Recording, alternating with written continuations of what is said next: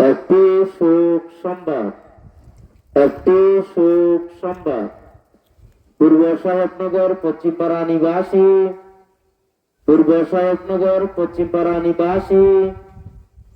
মরহুম আব্দুল মজিদের প্রথম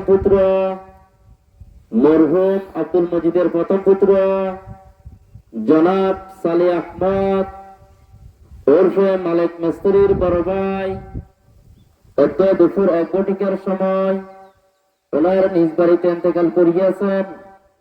ইন্না লিল্লাহি ওয়া ইন্না ইলাইহি রাজিউন।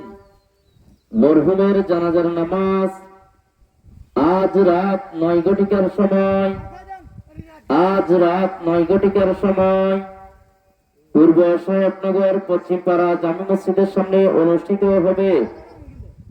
উক্ত জানাজায় আপনারা সকলে শরীক হয়ে মরহুমের বিদেহী আত্মার মাগফিরাত কামনা করুন।